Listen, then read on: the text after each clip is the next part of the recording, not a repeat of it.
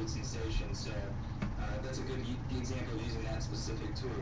Well, I know the Rock did that with WrestleMania tickets last year in Atlanta. So it's something that people can do, and they can use Twitter and Facebook and all these. Now, what do you make of these?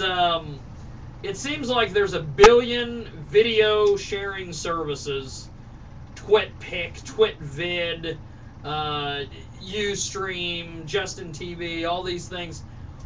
What is the drawback between one or the other, or are they all pretty much the same, or? Well, obviously YouTube being the 800-pound gorilla in the room, that's just because, Google owns YouTube. So if you're looking to obviously rank on Google, you might obviously consider YouTube.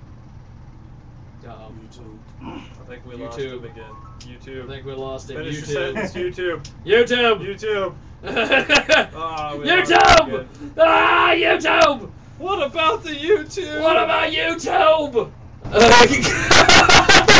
I love that shit. That's just great. Oh, good Lord. Find us online at JiggyJaguar.com. Cory Pearlman's gonna. There it is. Well, our last word was out of your mouth was YouTube, and then you froze, and then we all sat here and went YouTube. Oh, that was just me. But go ahead. Being owned by Google is clearly the front runner, the one you want to pay attention to. The next one behind that would probably be Vimeo. But there's a site called TubeMogul. Aha! Yes, I use TubeMogul all the time. Yeah, and that kind of gets you out to the masses pretty quickly. And I also just want to throw one thing out there from the question before, and that's make sure to your friends out there who are in the hip-hop industry and got a lot of fans out there, just make sure you're there. I really try to steer anyone away from, especially in the entertainment industry, of having other people managing your reputation online. If somebody wants to go out there and tell you how much they love you, make sure it's you who thanks. Right. Make sure it's you who thanks your people. Right. Well, and that's the thing. We lost him. I know we lost him again. We'll get him back. Believe me, we'll get him back. We have the technology. It doesn't always work, but we'll get him. That's one thing I find is really strange is there he is. Try this one more time. There he is. There's Cory. Don't worry about it, brother. Hey, I understand, man. It's technology is. I tell people this constantly, and that is what was so wrong with the typewriter. Seriously. What's so wrong with the typewriter? Now, I will have to say that you bring up an excellent point there, and I've noticed this more and more in the music industry, is that they now are hiring, as part of like people getting signed and people getting distribution deals, they have people who manage their social media. So, when I get on, for instance, Linkin Park's Twitter account, I never see them respond to anybody on Twitter. It's always, well, Linkin Park has a concert coming up here. Or Linkin Park is going to be on ABC News right here.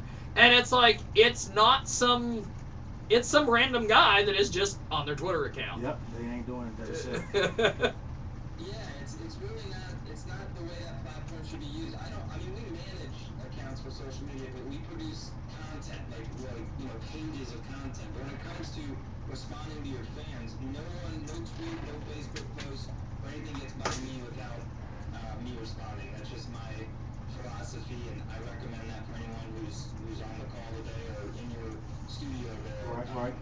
Be you, and your fans like to hear from you. That's what social media is all about. Some of the biggest stars in the world, Shaq, basketball as an example. We love it because it's him. We know it's him. Right. If it's not him, who gives a shit?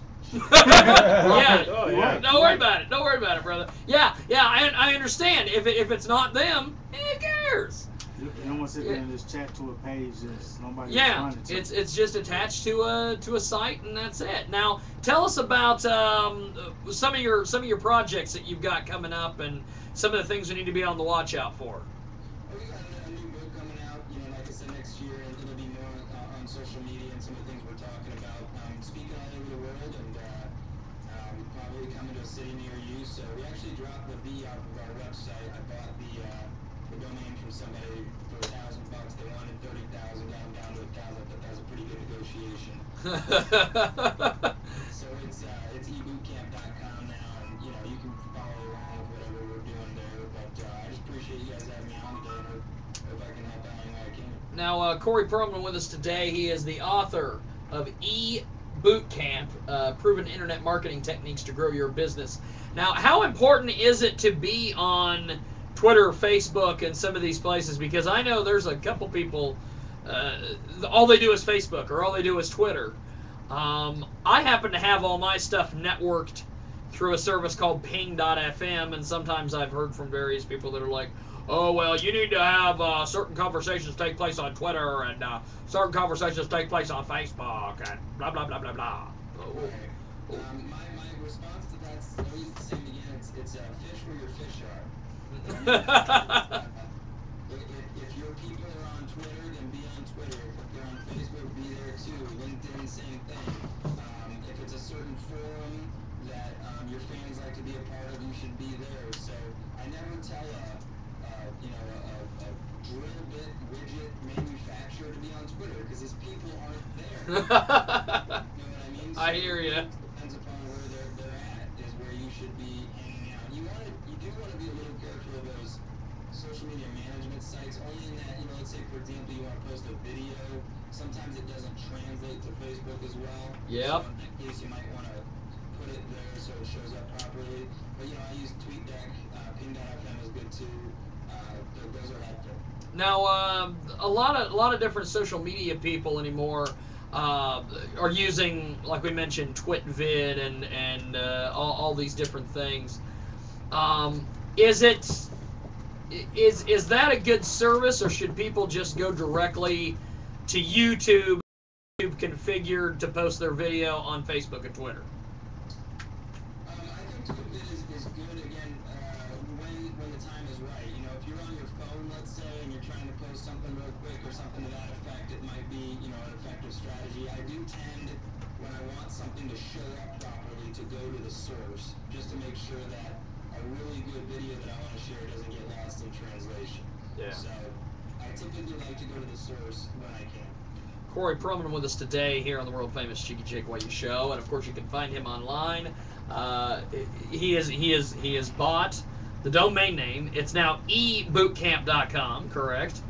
And he's got the book out, author of Bootcamp, Proven Internet Marketing Techniques to Grow Your Business. And he's calling us from Michigan today. This guy is an author. He's a speaker. He is a consultant on all things social media. He is pretty much and I don't know why I was gonna say this, but this just popped into my head. I was gonna say he's the John Belushi of social media. I don't know what that means, but I don't know what that means. There you go. And Cory is with us today via Skype. Now, tell us about some of the. It seems like there's like social media overload. I think we lost him again. Yes, we lost him. You know what? I think I'm going to keep my video off because I think that's what's you think that's killing him. That's what's killing him? We haven't had that problem before. Yeah. Well. I love it. You guys came on a good day. I think my video. We were doing good there for a while, brother. I think cool. it's my video that's probably killing it. You think it's your video? Every time I turn the video on, for me, it killed it. It killed it. Yeah, I don't know. I think it's on my end though, guys. Much apologies. No problem, brother. I appreciate you making time for us today. I know you're very, very busy because, like I said earlier, you're a social media god. We've got Cory Pearlman with us today. Now, so many people are getting into social media overload. They constantly are checking Twitter, Facebook, all these places. Is that healthy, or should we just... Because I know before I got a smartphone, I was pretty much, once a day, I'd check Twitter, Facebook, all this stuff. And then I got a smartphone, and I tied everything to Google Voice, and I did all these things, and I couldn't get away from social media, and I find myself on certain occasions just like about to go out of my mind. Is that just me, or do people actually have like social media overload?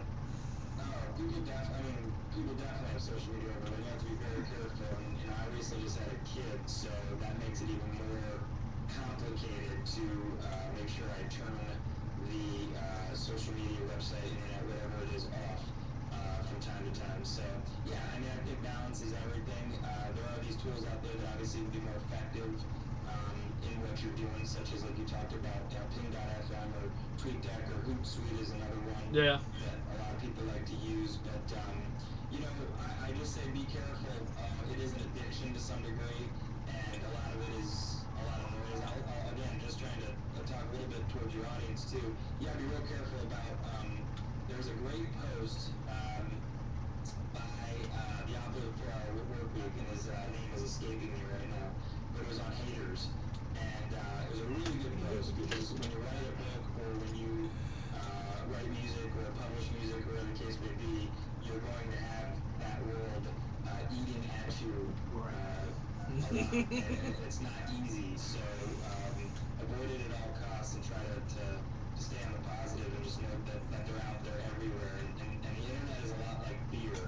What I mean by that is people are very courageous when they're behind this computer screen.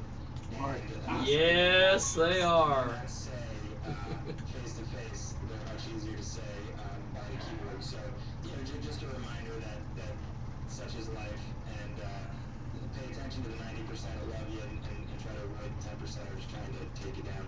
They are often referred to in the mixed martial arts world as keyboard warriors. Right. Now, speaking of that, and that brings up an excellent point. I know that with the rap guys, there's a lot of haters. There's a lot of, there are massive amounts of people drinking, as they say. And I'm going to say this in my most unhip white guy voice, the haterade. And now, do you have, you mentioned there kind of a strategy of just kind of don't pay attention to these guys.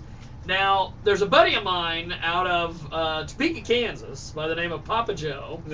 And there's a guy out of Wichita, Kansas, by the name of Jackster, who, these guys, they love their haters. They play to these people all the time. And they make a big deal about the fact, well, I got 50,000 haters. I got all these people making nasty comments about me 24/7. Oh, I'm going to get these haters. And is it better to just do like you're doing, where it's don't play to these people, play to your audience, or is it better to go after these people and say, yeah, you hate me, and play to these people? Well, what I would say to that is, Play to the audience. first of all, if you don't have any haters, you're not big enough. Right. There you go. That's a problem in itself. When it's too quiet, that's when I'm really, concerned. But, in terms of playing to them, in the right setting, it does work. I've taken somebody who has spent 6 weeks carving out a blog post of why my book is terrible, and I decided to respond to that person, and he ended up writing me a very large check to come speak on behalf of his company or whatever. So, the responsibility is to not only, respond, but actually turn them into a raving fan. Sometimes they just want to be heard. Other times it's the absolute worst thing you could possibly do. It's like throwing, gasoline on a fire, or on a small flame. You really don't want to do that. You want to just let them kind of go away. But if you decide to engage, then you've done exactly what they want to do, and now it's a diatribe of you guys battling back and forth. So it's really up to you. Depends on your audience and such. I typically recommend ignoring. That's always a good one. I much prefer the strategy of just ignoring these people, because if you play to them, and especially and I know this to be true in the rap world, but I know it to be even truer in the radio world.